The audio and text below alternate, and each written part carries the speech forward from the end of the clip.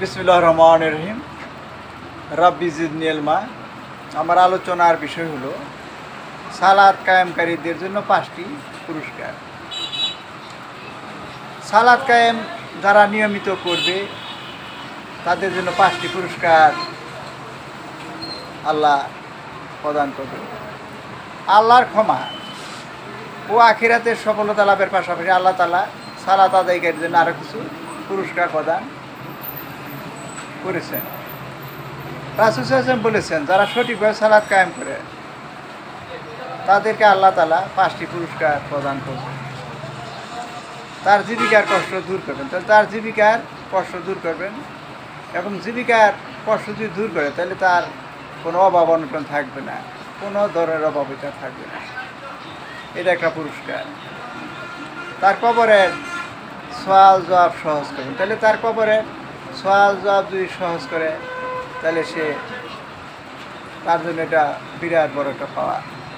এবং কবর আযাব মাফ করবেন, তাহলে কবর আযাব মাফ করে করবেন। তাকে বিদ্যুৎ গতিতে পুলসিরাত পার করাইবেন, তাহলে তাকে বিদ্যুৎ গতিতে পুলসিরাত পার করাইবেন। বিনা হিসাবে জান্নাতে দাখিল করবেন।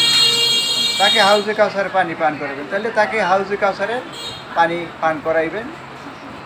একজন মুসলিমের জন্য আল্লাহ তাআলার পক্ষ হতে এই অপরিমাণ নিয়ামত লাভ নিশ্চিত করে সালাত। তাহলে যারা নিয়মিত সালাত আদায় করে আল্লাহর দিন মানে এবং সঠিক পথে চলে তাহলে আল্লাহ তাদেরকে এই 5টি পুরস্কার প্রদান করবেন। তাই আমাদের প্রত্যেকের উচিত ঈমান আখলাকের সহিত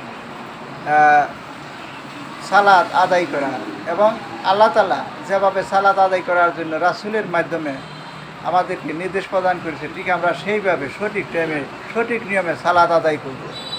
আমরা যদি সঠিক নিয়মে সালাত আদায় করি তাহলে আমরা এই পুরস্কারগুলি পাবো। আর যদি আমরা লোক দেখানো সালাত আদায় করি তাহলে তো আমাদের কোনো কাজে আসবে না।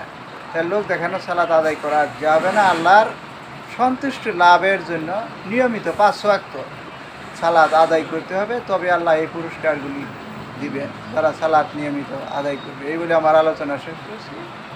আসসালামু আলাইকুম ওয়া রাহমাতুল্লাহি ওয়া বারাকাতুহু।